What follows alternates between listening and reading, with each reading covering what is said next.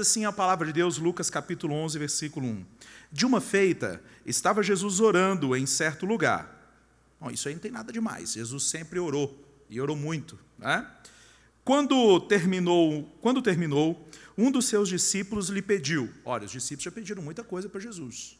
Eles sempre falavam com ele, né? Senhor, ensina-nos a orar, como também João ensinou aos seus discípulos. Que pedido, talvez se eu tivesse com Jesus naquela hora, eu diria assim, Jesus, abençoa a prova do pastor Alessandro Aguiar. Jesus, me ajuda quando eu for fazer a minha prova, eu não passe a mesma situação que ele. Mas nós vamos falar exatamente sobre isso. Jesus, ensina-nos a orar. Sente-se, por gentileza, queridos. Meus irmãos, tem coisa na vida da gente que a gente faz de forma tão automática que a gente nem percebe que está fazendo. É como, por exemplo, respirar. Ninguém precisou entrar num centro de formação para aprender a respirar. Respirar é algo natural. Não é verdade? A gente faz isso sem perceber que está fazendo. Bom, com o passar do tempo, a gente vai aprendendo outras coisas na vida que a gente vai fazer sem perceber que está fazendo. Por exemplo, dirigir. Quantos de nós não estamos dirigindo, estamos cantando uma música, espero que nunca ao telefone, não é isso mesmo? Estamos ali pensando na vida e, de repente, você está parado no semáforo, também conhecido como sinaleira. Aí você está lá parado na sinaleira e você pensa assim, olha, nem parei, nem percebi quando foi que eu parei aqui. Por quê? Porque é algo muito automático, isso já faz parte da gente. Algumas dessas coisas que a gente vai aprendendo e que a gente faz assim, no automático, né? A gente aprendeu com muita facilidade. Outras já fazem parte do nosso instinto. Oração é uma coisa fundamental para a nossa vida. Nós aprendemos na semana passada isso. O pastor pregou sobre isso na semana passada. No entanto, queridos, orar não é algo natural. Orar não é algo que a gente, com o decorrer da vida, vai aprendendo sozinho. E essa pergunta, esse pedido dos discípulos de Jesus é fantástico, porque os discípulos de Jesus estão mergulhados, eles são judeus, e eles estão mergulhados numa cultura marcada pela oração. Diferentemente do que acontece nos nossos dias, em que é estranho quando você conversa com um colega de trabalho e diz assim, o que você vai fazer agora na hora do almoço? Vou tirar um tempo de oração. O seu colega de trabalho acha esquisito você orar. Naquele tempo, não era esquisito orar. Para aquela cultura, para o judeu típico do primeiro século, oração era um negócio que ele fazia pelo menos 3 vezes por dia. Era uma coisa tão comum que as pessoas iam para a praça pública fazer, está no mercado. Imagine você lá no mercado, comprando uma coisa, comprando arroz, feijão, e com pouco tem alguém ali com a mão levantada, aí você fala assim, aquele fulano ali, o que está fazendo? Ele está orando, de tão normal que era a oração. No entanto, existe algo no pedido dos discípulos de Jesus. Eles viram Jesus fazer muitas coisas. No entanto, a única coisa que está registrada, que eles viram Jesus fazer e disseram assim, ensina a gente a fazer igual, é orar. É orar. Gente, no mínimo aqui, existe para mim e para você, que estamos aqui lendo essa passagem bíblica e aprendendo sobre oração, 2000 anos depois que isso aqui aconteceu, pelo menos, existe algo importante aqui para que a gente aprenda, que é aprender que a gente precisa aprender. É aprender que a gente precisa aprender. E perceba só, a gente aqui no ministério, na igreja, a gente quer aprender a pregar, a gente quer aprender a fazer discipulado, a gente quer aprender, e não é verdade? Existe seminário para a gente aprender a lidar com o ministério infantil, para a gente aprender a cantar, não é verdade? Tem uns que vão aprender o resto da vida inteira e não vão aprender direito, não tem o dom para a coisa, mas enfim, a gente aprender a liderar, seminário de liderança. E é tão interessante, porque quando aqueles homens tiveram a oportunidade de pedir algo para Jesus, eles pediram, ensina-nos a orar. Esse é um pedido que por detrás dele existe quebrantamento. Por detrás desse pedido, gente, existe humilhação. Por detrás desse pedido, ensina-nos a orar, existe uma profunda convicção. Que convicção é essa? Existe um lugar na oração no qual eu ainda não cheguei. Perceba, aqui eles não estão dizendo assim: Jesus, me convença de que eu preciso orar. Jesus, me convença que a oração faz efeito. Não é isso que eles estão pedindo para Jesus. O que eles estão pedindo para Jesus é, depois de terem visto Jesus orar, eles chegam a uma conclusão: uau, existe algo na vida de oração dele, existe algo no relacionamento dele com o Pai que eu ainda não desfrutei, que eu ainda não vivi. Existe um lugar em Deus que eu ainda não cheguei. Você não tem essa impressão? Não é possível que você observe bem as páginas da Bíblia, observe bem a história da igreja, observe bem a igreja, e você não diga assim: uau, eu não tenho a mesma paixão por Jesus que aquela pessoa tem. Gente, tem muita gente na história da igreja, tem muita gente com quem eu convivo, que eu olho e digo assim: Jesus, eu preciso amar o Senhor como essa pessoa te ama. Jesus, eu preciso ter a fé que essa pessoa tem. Jesus, eu preciso ler a Bíblia como essa mulher lê. Jesus, eu preciso jejuar como esse homem jejua. Jesus, eu preciso adorar como esse jovem adora. Jesus, eu preciso servir como esse adolescente serve. Eles estão, ao nosso redor está cheio de gente, meus irmãos, que chegou, que desfruta de um lugar em Deus que está disponível para todo mundo. Está disponível para todo mundo. No entanto, a gente olha e diz assim: eu ainda não cheguei lá. Eu ainda não cheguei lá.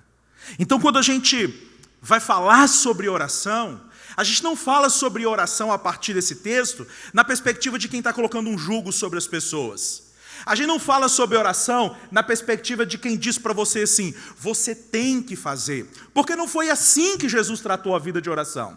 Jesus não tratou a vida de oração como um jugo, como um fardo. Jesus tratou a vida de oração como um elemento natural, uma dádiva natural da vida espiritual. Então eu quero falar com vocês, trazer conceitos básicos sobre oração, a partir de três formas que nós temos de olhar para a vida de oração. Primeiro é a natureza da oração. Segundo é a linguagem da oração. Terceiro são os efeitos da oração. A natureza, a linguagem e os efeitos. Para a gente começar a conversar então sobre a natureza da oração, nós vamos lá num outro momento em que Jesus está ensinando sobre oração também. Vá comigo, pega a sua Bíblia e se movimente rapidamente na sua Bíblia, no Evangelho de Mateus, capítulo 6. O Evangelho de Mateus, capítulo 6, tem uma das definições, eu acho, mais incríveis e um dos textos mais didáticos para a gente aprender sobre a natureza da oração. O que é oração e qual é a sua natureza. Do que a oração é feita? Quando a gente fala assim, a natureza de uma coisa, a essência de uma coisa, de alguma forma a gente está dizendo, do que isso é feito? Qual que é o ingrediente mais fundamental disso daí? Vamos lá, Mateus capítulo 6, a partir do versículo 5. Muito bom. Jesus está aí, conversando com os discípulos, ele está no que nós chamamos de o Sermão da Montanha, ou o Sermão do Monte, Mateus capítulo 6, versículo 5. E aí Jesus começa a dizer assim: e quando orares, perceba, Jesus não disse assim, você deve orar. O diagnóstico de Jesus é, quando vocês forem orar. Porque ele sabia que a oração, assim como a contribuição financeira e o jejum, eram movimentos naturais da vida do cristão. Então, quando orardes, quando derdes esmola, quando jejuardes. Entende isso? Então Jesus trata dessa forma. Vocês vão orar. Não dá para ser meu discípulo sem orar. Vocês vão jejuar. Isso vai fazer parte da vida de vocês. Vocês vão contribuir financeiramente. Isso faz parte da vida de vocês.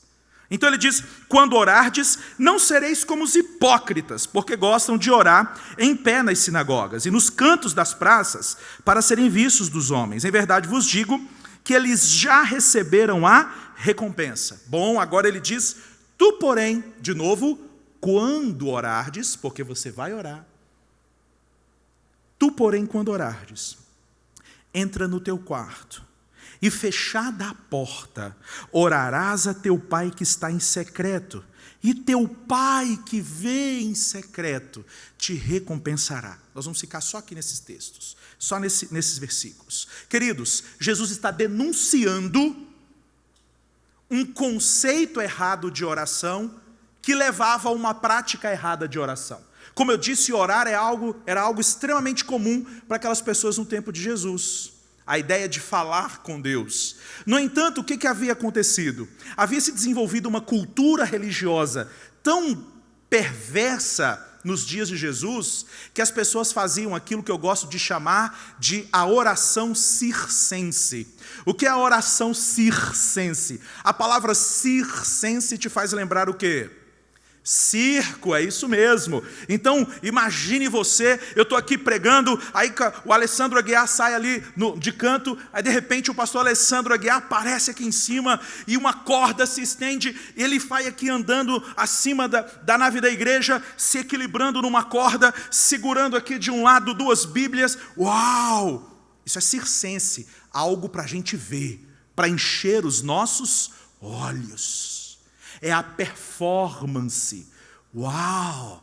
Como aquela pessoa é espiritual, como aquela pessoa ora. Nos tempos de Jesus, a piedade espiritual havia se transformado num instrumento de marketing. As pessoas não cultivavam as disciplinas espirituais com a intenção de se tornarem seres humanos melhores e glorificarem a Deus e servirem ao próximo.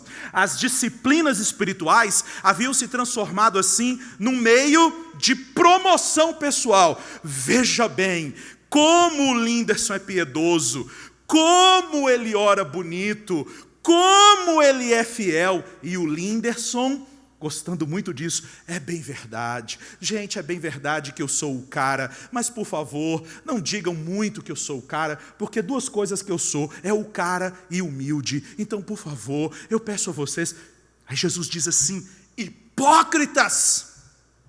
Vocês não estão orando de verdade, vocês estão construindo um grande teatro, e esse grande teatro é um circo para as pessoas verem, porque ainda hoje, gente, ainda hoje, esse espírito maligno de religiosidade continua agindo. Pessoas que se acham mais espirituais que as outras, pessoas que fazem para os outros verem. Dê uma olhada nos programas, em alguns programas de televisão. Olha aqui como é na nossa igreja, veja bem, lá na igreja do outro é desse jeito. Esse circo, um circo que tem se transformado em muitas denominações do nosso país.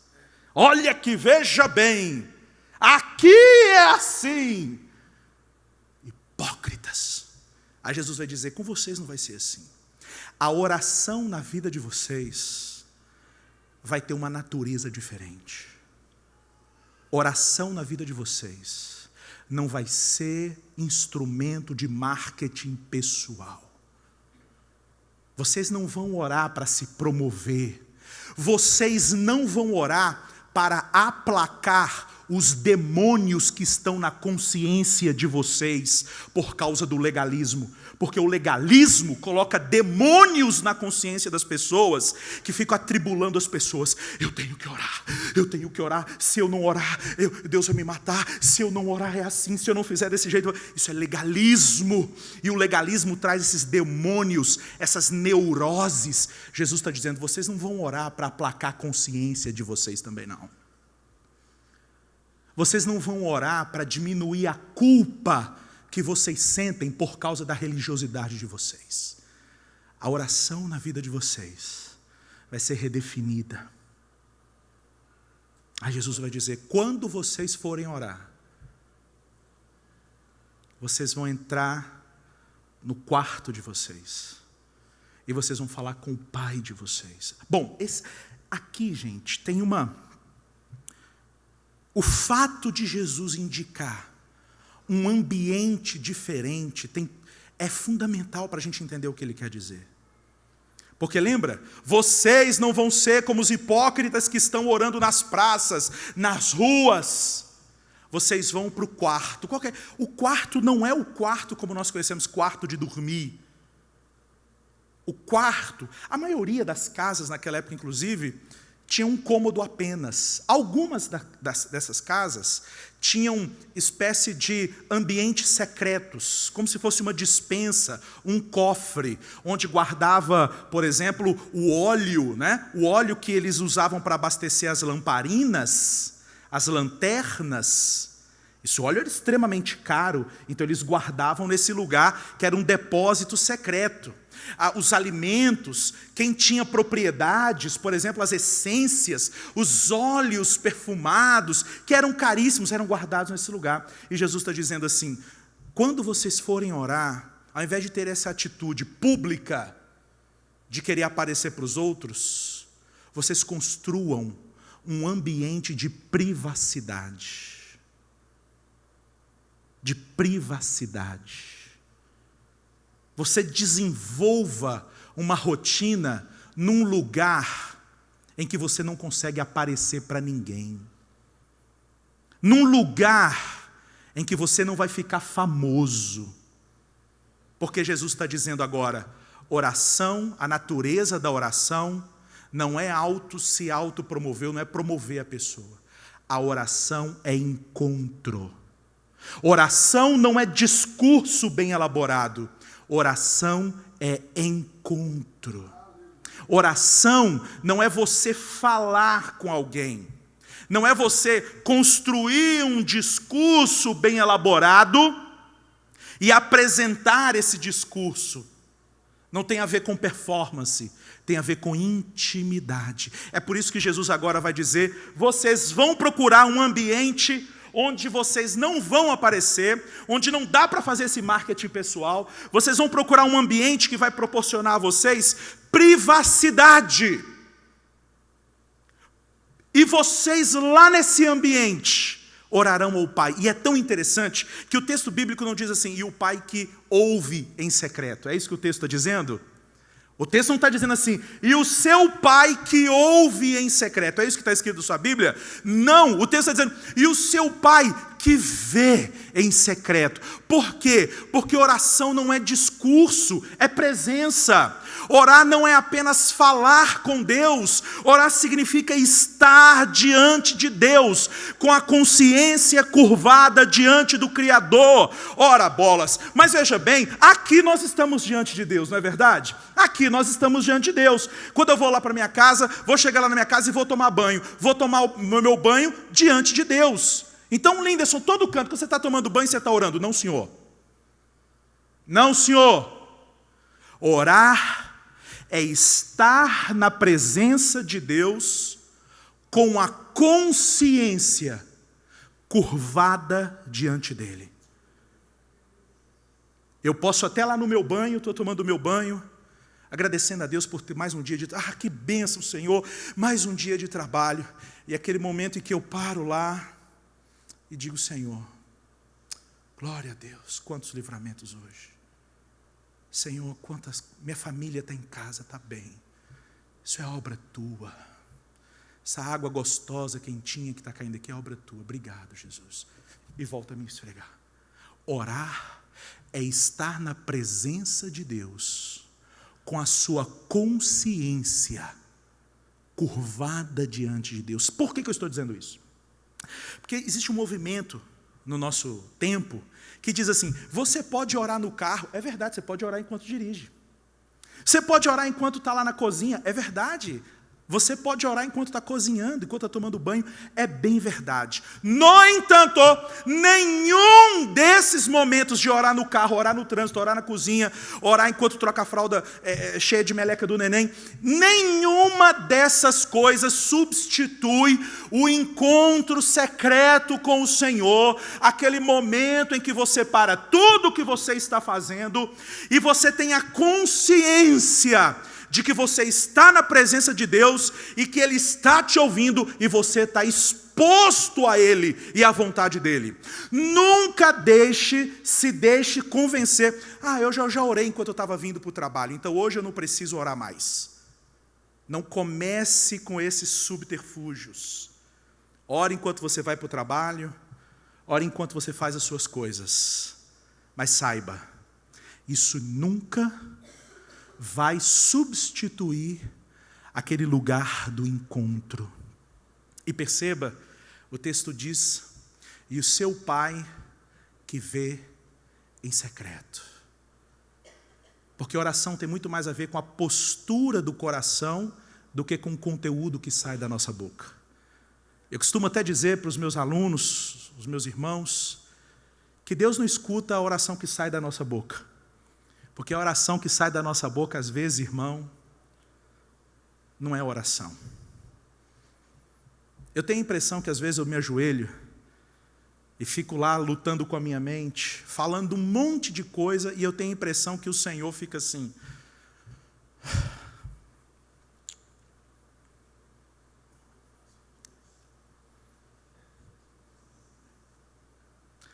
Terminou, Linderson?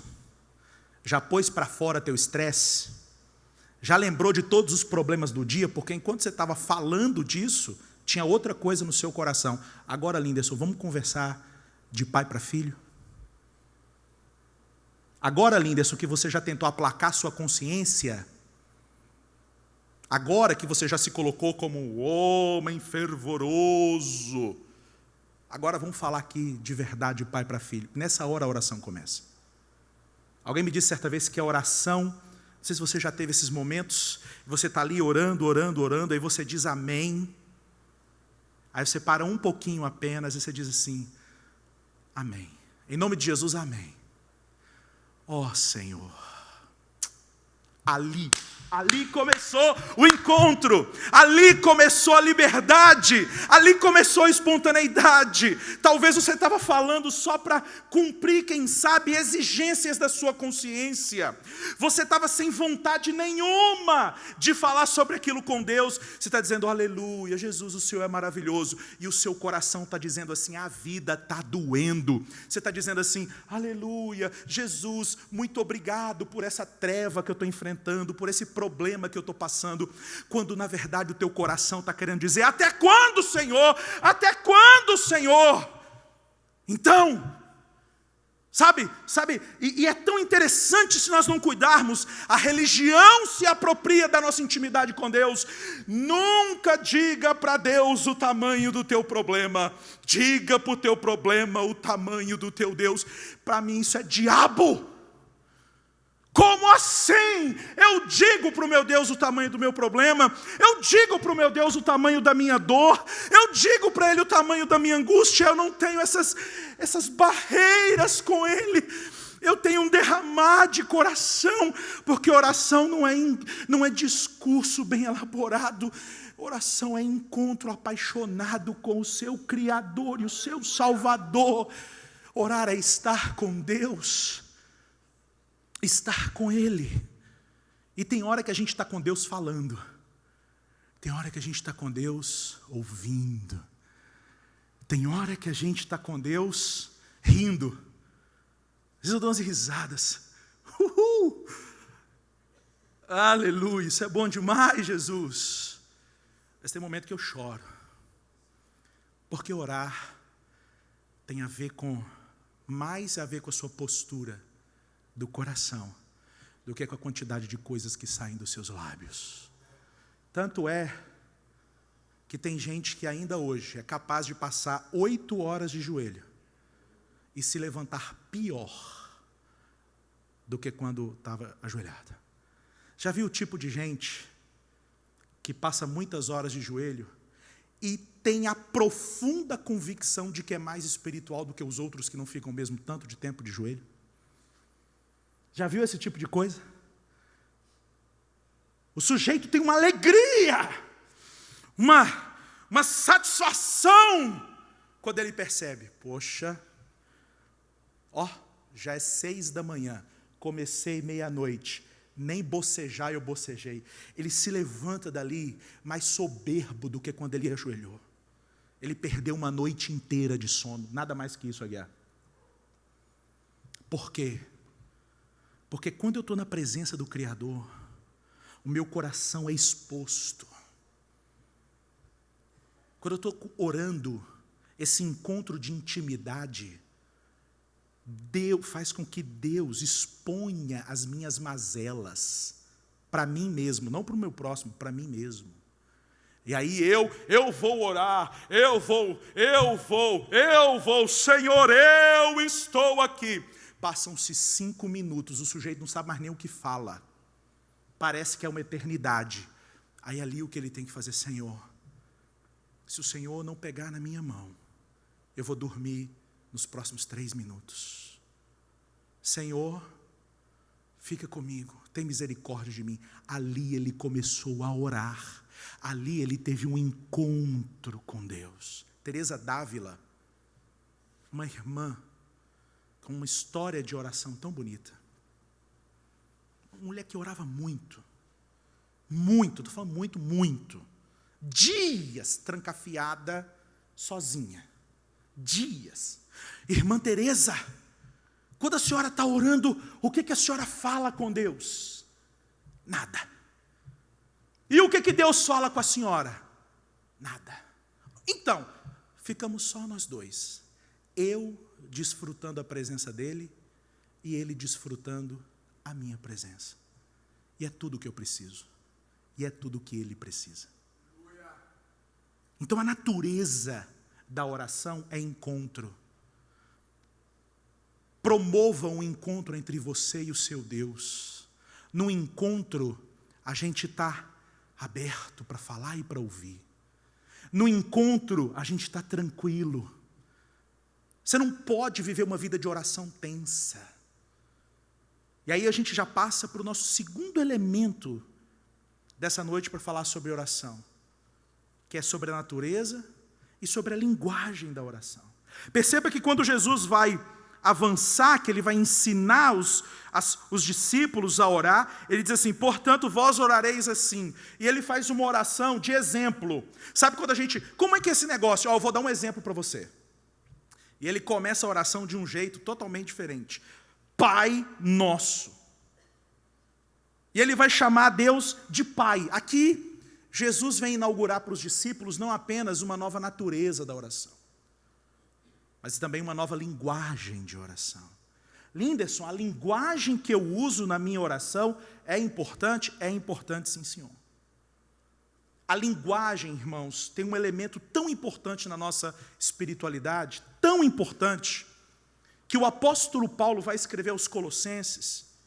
Ele vai dizer aos Colossenses, eu vou fazer a leitura desse texto para você, Colossenses capítulo 3, versículo 16, o apóstolo Paulo vai dizer assim, habite ricamente em vós a palavra de Cristo, instruí-vos e aconselhai-vos mutuamente em toda sabedoria, louvando a Deus com salmos, hinos e cânticos espirituais, com gratidão no vosso coração. Ele vai dizer lá aos Efésios, Paulo aos Efésios capítulo 5, versículo 17, ele vai dizer assim, versículo 18, e não vos embriagueis com vinhos, no qual há dissolução, mas enchei-vos do Espírito. Ele tem aqui um imperativo, embora enchei-vos do Espírito, sejam cheios do Espírito. E depois ele coloca uma série de verbos no gerúndio, ando, endo, indo. E sempre que você tem essa série de verbos que aparece no gerúndio, saiba, ele está indicando o modo como algo que ele disse antes vai acontecer. E aí ele diz, enchei-vos do Espírito, aí verso 19, falando entre vós com salmos, entoando e louvando de coração ao Senhor com hinos e cânticos espirituais, dando sempre graças a Deus dando sempre graças por tudo ao nosso Deus e Pai, em nome do Senhor Jesus Cristo. Irmãos, a linguagem é muito importante, por quê? Porque a linguagem revela e ao mesmo tempo molda a disposição do nosso coração. Uma linguagem demasiadamente formal revela um coração cheio de reservas na presença de Deus. Uma linguagem demasiadamente pessimista, derrotista, revela um coração amedrontado. Entrando aqui na igreja, cumprimentei uma pessoa. Tudo bem, meu irmão? Tudo bem, nada. Foi assim. Tudo bem, nada. Não, mas vai melhorar em nome de Jesus. Não está com cara de que vai melhorar, não. Parece que o capeta está agindo até nos crentes. Eu falei, uau, vou ficar calado. Foi desse jeito que eu fui recebido, pastor. Eu falei, uau. Todo respeito a essa pessoa, tem os seus motivos, mas eu fiquei pensando, o poder da linguagem molda a disposição do coração. E é por isso que Jesus, que vai falar agora da oração como encontro, ele tem que dizer que o nome de Deus para nós cristãos é Abba, é Pai. E o que isso significa?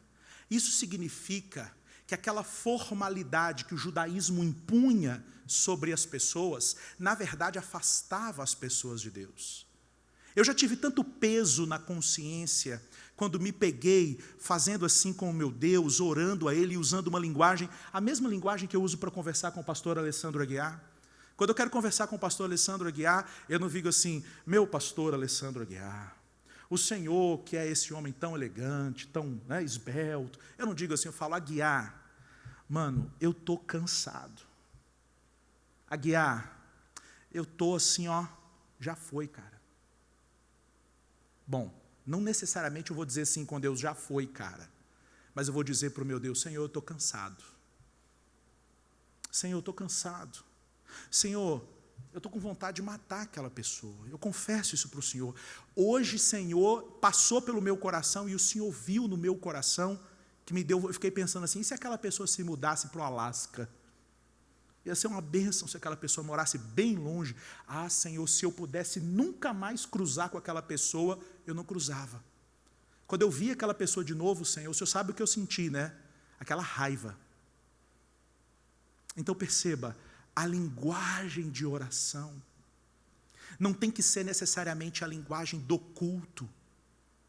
Perceba, meus irmãos, oração é ambiente de intimidade, e todo ambiente de intimidade tem a sua linguagem própria. De repente você está sentindo Deus distante de você enquanto você ora. Experimente fazer com que as suas palavras, com que a sua linguagem traduza mais honestamente os sentimentos que estão no seu coração. Porque saiba, quando você diz para Deus, Deus, eu estou com raiva, você não está pegando Ele de surpresa, porque Ele está vendo o seu coração. Quantas vezes, Alessandro Aguiar, quantas vezes? Mas se você chegasse diante de um juiz, se você for conversar com um juiz, como é que você vai lidar com esse juiz? Se eu for filho do juiz, eu vou agarrar no pescoço dele, eu vou cheirar o pescoço dele, eu vou dar beijo no juiz. Se eu for o filho do juiz, eu não vou tratar o juiz como um juiz, eu vou tratá-lo como um pai. Pai! Pai! O senhor viu que hoje aqui em casa o tempo fechou. E eu estou aqui, Senhor, convencido que a culpa é do meu marido. Senhor, eu confesso que eu estou morrendo de raiva da minha esposa. A ordem é para amar, eu a amo, mas estou com raiva dela agora, Senhor. E eu apresento esse sentimento diante de Ti. Sabe o que vai acontecer? Você vai orar como os salmistas. Sabe, quando o texto diz assim, ore com salmos, O que o texto está dizendo é ore com poesia, e poesia é coração puro, poesia é paixão colocada à evidência das pessoas. Ore com paixão ao Senhor. Eu acho interessantíssimo, porque quando eu olho as músicas que estão surgindo hoje no meio da igreja, é interessante como que essas músicas têm uma linguagem apaixonada. Como essas músicas hoje têm uma linguagem mais íntima com o Senhor. Nunca uma linguagem que banaliza. Nunca uma linguagem que diminui, mas uma linguagem que diz: eu sou teu, Senhor, e tu és meu. Senhor, faz morada em mim. Me abraça, Senhor. Porque esses são clamores da intimidade do coração. Então, em nome de Jesus, arrisque falar com o seu Deus, como o texto bíblico diz, como o Senhor falava com Moisés cara a cara, como quem fala a um amigo, como quem fala a um amigo. Senhor, eu preciso jogar aberto contigo aqui essa noite. Quantas vezes eu digo isso para Deus? Senhor, o Senhor sabe que lá no ministério tem muita coisa para interceder. Tem muita gente, sei lá, que eu aconselhei, que eu atendi. O Senhor sabe que amanhã à noite eu vou pregar e eu preciso da tua bênção. Mas sinceramente, Senhor, eu não quero falar sobre essas coisas contigo. Eu quero dizer para o Senhor, e aí você vai falando, sobre a intensidade do seu coração. E é tão lindo, meus irmãos, é tão lindo, porque nós podemos confiar que nesse momento de intimidade com Deus nós não estamos sozinhos. Romanos capítulo 8 é um texto que você tem que levar para sua casa para você orar com base nesse texto. Romanos, Paulo aos Romanos, no capítulo 8, abre correndo. 3, 2, 1, Romanos 8, 26. Ainda sobre essa coisa da linguagem. Olha que bonito, Paulo falando, né? Que o Espírito testifica com o nosso Espírito que nós somos filhos. Que nós recebemos não espírito de escravidão ou de temor para andarmos com medo por aí. Recebemos espírito de adoção. E o espírito de adoção, o Espírito Santo, que nos faz lembrarmos de que nós somos filhos de Deus, ele nos leva e gera em nós um cântico. Abba, Pai, é uma linguagem de intimidade. E aí no verso 26 ele diz assim: também o Espírito semelhantemente nos assiste em nossas fraquezas. Por quê? Porque não sabemos orar como convém. E aí o texto continua: mas o mesmo Espírito intercede por nós sobremaneira, com gemidos inexprimíveis. E aquele que sonda os corações sabe qual é a mente do Espírito, porque segundo a vontade de Deus é que ele intercede pelos santos. Perceba, quanto mais impregnada da presença do Espírito Santo tiver a sua vida, for a sua vida de oração, mais intimidade, uma linguagem de maior intimidade, de confiança com Deus você vai ter. E é tão interessante porque se você não sabe como se portar na presença de Deus, o Espírito Santo te assiste, porque nem orar do jeito certo a gente sabe. E é tão lindo, porque o texto de Paulo aos Coríntios, capítulo 14, né? A primeira de Paulo aos Coríntios, capítulo 14, fala que essa ação do Espírito Santo na vida do crente, em relação à sua linguagem de oração, pode fazer com que o crente conte com um dom espiritual. Um dom espiritual. O dom de línguas. Ah, meus irmãos, você não pode falar em língua só quando recebe um choque. Me permita uma colocação muito prática. A gente às vezes, que isso? As línguas não são assim uma expressão apenas quando você está eufórico, espiritual. Não, querido, é um dom para você fluir. É um dom para você usar, é uma linguagem de oração. E Paulo quando vai falar sobre esses dons, não é verdade? Ele vai dizer assim, Paulo, Romanos Coríntios, capítulo 14, verso 4, o que fala em outra língua a si mesmo se edifica, e o que profetiza edifica a igreja. Nós estamos falando aqui de oração individual. Oração individual. Lá no verso 14, ele diz assim, porque se eu orar em outra língua, o meu espírito ora de fato, mas a minha mente fica infrutífera. Aí ele diz, que farei, pois? Orarei com o espírito, mas também com a mente. Cantarei com o espírito, mas também cantarei com a mente. Paulo está dizendo que nós temos uma ferramenta para nos aproximar de uma linguagem, de um nível de eficácia na nossa oração fantástico, que é a oração em línguas.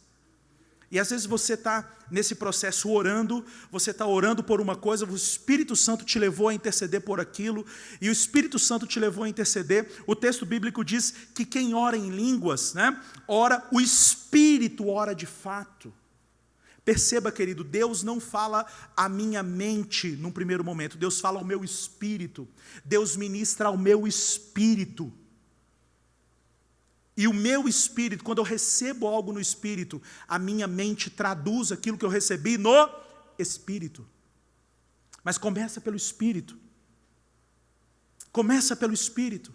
E o texto bíblico diz que quando nós estamos orando em línguas, o espírito ora de fato. E como funciona isso? Nós estamos intercedendo por algo, clamando por algo, ou adorando a Deus de determinada forma, e nós vamos entrando num nível de oração, de intercessão, ou de adoração, ou de clamor, que chega um momento que a nossa linguagem não é mais capaz de traduzir aquilo que o Espírito Santo está gerando em nós. Então, de repente, eu estou orando e sou invadido de uma gratidão. Por exemplo, estou orando, lembro da minha família, e sou tomado de gratidão, a dádiva de ser casado com a Denise, de ser pai da Ana, de ser pai do Benjamin, e estou orando dizendo, Senhor, muito obrigado, e aquela alegria que gerada pelo Espírito Santo vai ganhando contornos tão grandes em mim, que a minha linguagem não é mais capaz de traduzir, porque aquela alegria não é uma alegria proporcionada pela minha mente meramente, é proporcionada por algo que o Espírito está gerando em mim. E quando a minha mente não é capaz de definir, a minha boca não é capaz de falar. A minha boca só é capaz de falar daquilo que cabe na minha mente. Quando eu estou sentindo algo, vivendo algo que não cabe na minha mente humana, a minha boca não consegue traduzir em palavras. E aí é por isso que naquele momento de alegria, de estar intensamente na presença de Deus, o cântico, as palavras que começam a sair dos seus lábios, são palavras que você não consegue entender, são palavras que não têm significado, porque na verdade é uma linguagem de oração muito maior. O Espírito Santo está te levando a um nível de oração, de adoração e de intercessão muito maior e muito mais profundo, lidando com coisas muito mais tremendas do que a sua mente é capaz de definir. E aí você está lá orando. E aí quando você chegar na sua casa, se você tem um dom de línguas, que você começar a orar em línguas, você continua orando em línguas, e ora em línguas 1 minuto, e ora em línguas 5 minutos, e ora em línguas 10 minutos, e ora em línguas 1 hora, 2 horas, 3 horas, quanto tempo mais o Espírito Santo te levar, te conduzir, por quê? Porque essa é uma ferramenta de linguagem de oração. Eu não tenho esse dom, pastor, busque-o, mas não busque como um estressado, não busque como quem está indo para fazer uma perícia do INSS para ver se vai continuar aposentado ou se vai receber o benefício. Busque como quem chega diante do seu Pai amado e diz assim, Pai, eu quero tanto isso, eu sinto que o Senhor tem isso para mim, entrega-me, ou se o Senhor já me deu, me dá liberdade, Senhor, para desfrutar de algo que o Senhor já me deu.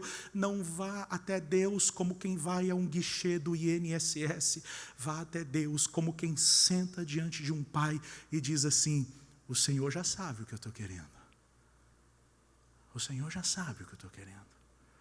E aí, queridos, nós vamos perceber muito mais eficácia na nossa vida de oração. Por quê? Por quê? Porque nós adotamos uma linguagem de intimidade que tem tudo a ver com a natureza da oração, que é encontro. Encontro, não discurso, encontro. Você está comigo aqui, sim ou não? Está entendendo o que eu estou dizendo? Quando você for orar, sabe, não chega chegando. Não chega chegando. Respira. Paulo diz: eu orarei com a mente. É oração consciente. Está lá, se ajoelhou.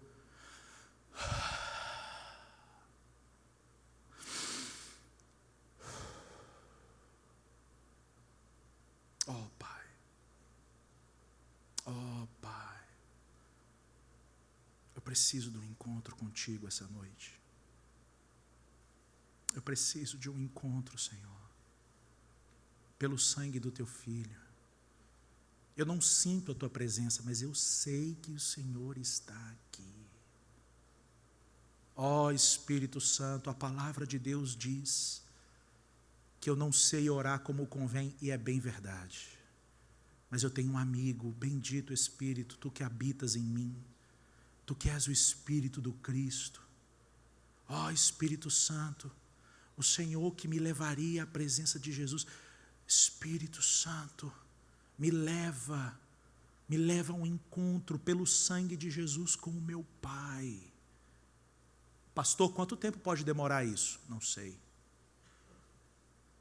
Tomara que no seu caso dure a noite toda. Mas pastor, e as outras coisas que eu tenho para orar? Meu irmão, se você tinha 1 hora para orar e gastou aquela hora inteira dizendo assim: Espírito Santo, Espírito, meu irmão, você não perdeu nada, pelo contrário. Sabe, a gente tem esse negócio de que se eu não falar com Deus sobre isso, se eu não pedir a Deus para me livrar do prego na rua, amanhã o pneu do meu carro fura. Que isso, irmão? O texto de Jesus diz assim: Ele sabe tudo que você precisa. Tudo. Eu atendo às necessidades da Ana e do Benjamim, não é porque eles me pedem não, é porque eu sou pai deles. É porque eu sou o pai deles. E como pai deles, eles não precisam assim, ficar assim me lembrando toda hora não. Tem hora que eles têm que falar, a Ana Beatriz pede algumas coisas. Mas quando ela pede, para mim é o maior barato ver ela vindo até mim pedir. Aí eu faço aquele drama com ela, eu falo: filha, às vezes eu já até comprei. Filha, vamos orar. Vamos orar, filha, para ver o que Deus quer com relação a isso. Eu não vou mentir para ela dizer: vamos orar para ver se o papai vai comprar. Não, eu vou dizer: filha, vamos orar. Vamos orar com relação a isso. Vamos orar com relação a isso. Mas o meu coração de pai já está pensando lá naquele dia que ela pegar aquele negócio que ela quer tanto. E ela tem querido umas coisas tão caras ultimamente. Só o começo das dores, né, pastora? Perceba. Quando a gente sabe qual é a natureza da oração e qual é a linguagem que nós usamos em oração, a gente chega, e eu termino em 5 minutos, eu prometo para você que eu falo sobre isso. A gente chega até o efeito da oração. Até o efeito da oração. O efeito da oração é bidirecional. Porque quando você vai até o Senhor, se colocando diante dEle, se colocando na presença dEle, Você está partindo do princípio que Ele já sabe tudo o que você precisa. Então Ele não precisa ser convencido de que você precisa. E quando você está lá dizendo: Senhor, eu preciso de um milagre nessa área da minha vida, e eu sei muito bem que o Senhor sabe que eu preciso, e eu sei que o Senhor não está indiferente à minha dor e ao meu sofrimento. Senhor, faça esse milagre. À medida que você vai clamando, perceba, à medida que você vai clamando, você vai conhecendo e se conformando com a vontade de Deus para aquela área. Deus tem um momento que Ele chega para o Jeremias e fala assim: Jeremias, clama a mim e eu vou te responder. Senhor, por que você não fala de uma vez? Jeremias estava preso a Guiar, preso. E Deus virando para ele dizer: Jeremias, clama a mim. Precisa dessa volta toda, Senhor? Precisa. Precisa, porque esse processo de clamar, ele gera marcas tão profundas em você. E Deus não está segurando aquele milagre porque Ele quero ver tu sofrer, quero ver tu gemer. Ele diz assim: eu quero ver você se parecer mais com o meu filho. Eu quero ver você ser alguém melhor. Eu quero revelar uma dimensão do meu caráter que você ainda não conhece. Eu quero promover algo no seu espírito que você nunca experimentou. Meu filho, eu posso fazer a qualquer momento, mas eu sei qual é o melhor momento de fazer. É o melhor momento de fazer. Então, para Deus, a oração, irmãos, a gente está de olho no resultado. A gente está de olho no resultado. Deus está de olho no processo. Deus está de olho no processo. Para um Deus que já conhece todas as coisas no final da história, o final não faz muito sentido. É o processo. É o processo, é o meio do caminho. É a transição. É esse tempo que nós ou nos alegramos profundamente, ou nos entristecemos profundamente. São marcas. Tanto é que tem momento que Deus vira para o Jeremias: Jeremias, clama a mim. Mas tem momento que Deus vira assim para o Jeremias: Jeremias, não ora por esse povo, cara. Não ora por esse povo. O processo. Deus Ele já tinha decidido trazer juízo sobre Sodoma e Gomorra. Ele já tinha decidido isso. Ele já tinha dado uma sentença para Sodoma e Gomorra. Mas o que Ele permite? Ele permite um Abraão chegar para ele e falar: Senhor, se tiver 50. Deus já sabia que não ia ter 50.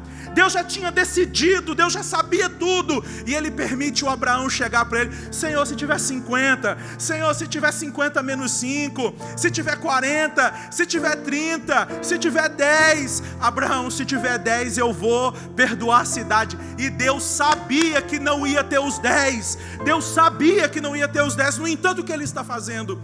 Ele está se abrindo, dizendo para Abraão: Abraão, vem interagir comigo. É Deus que vira para o Moisés: e Moisés, depois do bezerro de ouro, Moisés, eu vou destruir essa raça de víboras. Ele não disse isso, tá bom? Eu vou destruir esse povo todo, que esse povo todo aí me trocou por um bezerro de ouro. Moisés, não me impeça de destruí-los. E aí Moisés diz assim: Senhor, se o Senhor, e Moisés intercede. Você acha mesmo que Moisés convenceu? Você acha, Moisés, agora que eu pensei melhor na vida? Não, queridos, é Deus se abrindo, dizer assim: Moisés, eu quero fazer uma grande obra na vida desse povo, mas eu não quero fazer sozinho. A oração tem esse efeito, querido, de nos incluir naquilo que Deus está fazendo na vida das pessoas. É por isso que Tiago vai dizer: a oração de um justo pode muito em seus efeitos. Olha que interessante, ele diz: tem alguém doente? Chame. Tem alguém, coloca lá, chama os presbíteros para ungir com óleo, para orar com imposição de mãos. Ele sabe que quem cura é Deus, e Deus poderia curar antes, mas Deus não curou antes. Por quê? Porque Deus quer o processo. Orar é uma forma de se conformar com a vontade de Deus, e orar é uma forma de participar do que Deus está fazendo. Daniel, anos antes, tinha lido no livro do profeta Jeremias que o tempo que o povo de Israel ficaria no cativeiro era de 70 anos. Passam-se os anos, o Daniel vai começar a orar, Daniel vai começar a jejuar, e ele tem uma visão, e o anjo chega para o Daniel e diz assim: Daniel, levanta, porque ele tinha ficado meio assustado. Daniel, homem muito amado, fica de pé, eu vou falar com você. Desde o primeiro dia que você se colocou a orar, ele diz, as regiões celestiais começaram a se mover. E ele diz lá em Daniel: Daniel, por causa das suas palavras é que eu vim. Queridos, eu não sei explicar como, e nem pretendo explicar como, mas eu vejo pela Bíblia Sagrada que a oração é uma forma que nós temos de interferir nas regiões celestiais. De alguma forma, toda a glória, todo o poder das regiões celestiais se mobilizam quando alguém diz assim: ó Senhor, ó Senhor, Senhor, Senhor, Senhor. Senhor, move as águas e as regiões celestiais se movendo. Coisas, irmãos, que os nossos olhos não conseguiriam contemplar, coisas que não cabem na nossa mente, começam a acontecer quando nós nos prostramos e dizemos: Senhor, cuida do meu filho, Senhor, ele não está aqui perto de mim agora, mas Tu sabe aonde ele está. Senhor, a palavra do Senhor diz que os anjos são espíritos ministradores que trabalham em favor daquele que hão de herdar a salvação. A minha oração, Senhor, é para que o Senhor dê uma ordem para os seus anjos, porque quem dá ordem para anjo é Deus e não a gente. Senhor, dá uma ordem.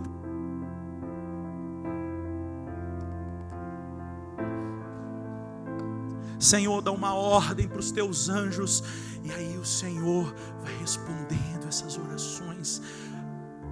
Orar é uma forma que nós temos de construir a história junto com Deus.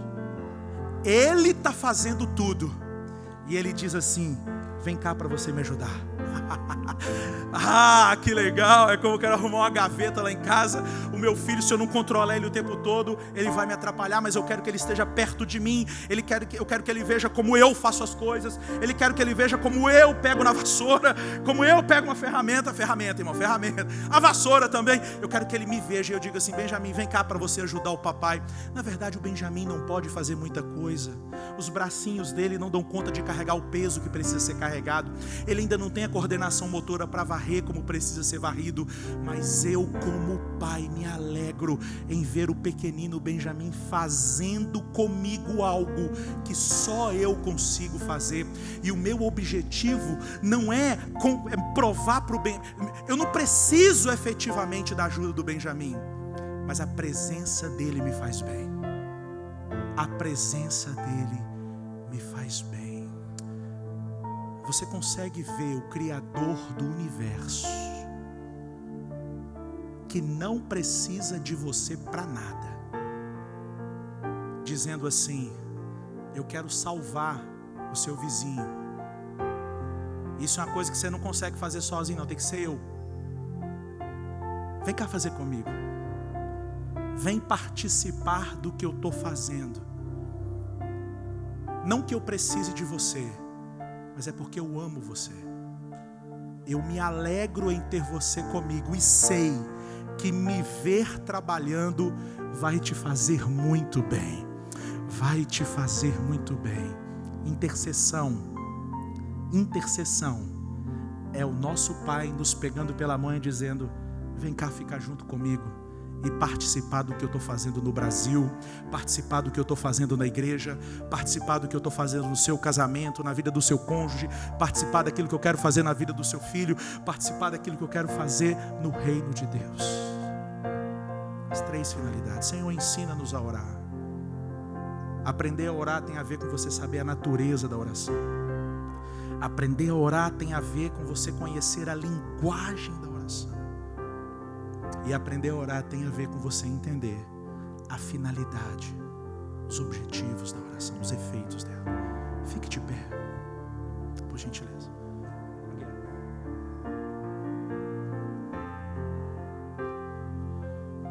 Vamos orar.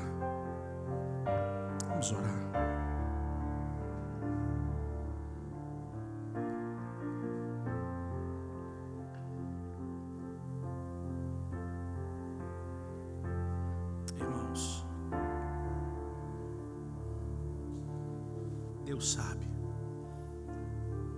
que eu preciso muito, muito levar ainda mais a sério esses princípios que eu estou compartilhando com vocês. Eu, como obreiro, como marido, como líder, às vezes me encontro tão cansado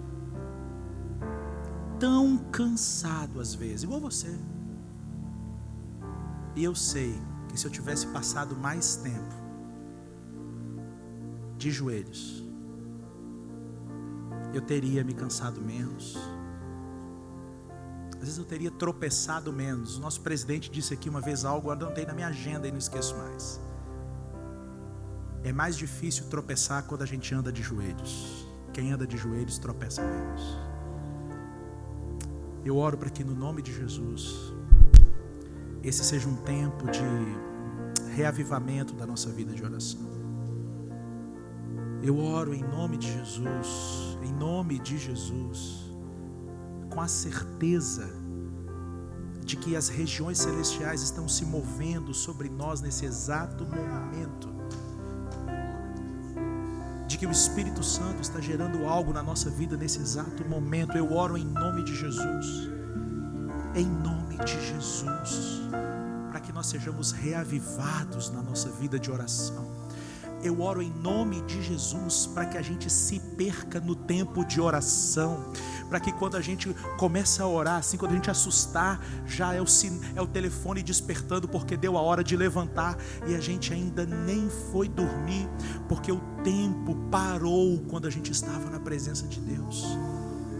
Em o nome de Jesus, Senhor, Tu que és o Deus dessa igreja, Tu que és o Deus e Pai de nosso Senhor e Salvador Jesus Cristo, o Senhor está nos levando, Senhor, a um tempo de reavivamento da nossa vida de oração. Ó Deus, em o nome de Jesus, a minha oração é para que haja entre nós muita fome da Tua presença, muita fome, Senhor. Captura o nosso coração ainda essa noite. Chama-nos, ó Deus, chama-nos para o quarto, para o lugar do encontro. Chama-nos, ó Deus, em o nome de Jesus, a estarmos de joelhos, a estarmos rendidos na Tua presença, a estarmos, ó Deus, abandonados em Teu colo, ó Deus, a estarmos completamente lançados aos Teus pés e sermos guiados pelo Espírito Santo. Espírito Santo, a minha oração é para que haja renovo na vida desse meu irmão, renovo na vida dessa minha irmã, ó Senhor, que ele sinta, que ela perceba o chamado do Senhor para estar junto e que haja uma entrega incondicional. Leva-nos, Senhor, como igreja, leva-nos como igreja a um novo lugar em oração. Nós oramos, ó Deus, te agradecendo pelos testemunhos que nós temos das respostas às nossas orações hoje, mas nós oramos em nome de Jesus para que o Senhor nos leve como igreja a um outro nível de conquista em oração, a um outro nível, Senhor, de intercessão, a um outro nível, Senhor, de intervenção nas regiões celestes. Em o nome de Jesus Cristo, que o Senhor esteja desde já levantando aqui no nosso meio, Senhor, um exército de homens e mulheres que se colocarão de joelhos diante do Senhor e que darão ordem aos principados e potestades, e que darão ordem às enfermidades, e que darão ordem aos demônios, e que em nome de Jesus, mesmo milhares e milhares de quilômetros distante, ministrarão cura sobre os enfermos, libertação sobre os cativos. Levanta, ó Senhor, um novo tempo de conquista na nossa vida de oração, e em tudo nós te glorificaremos.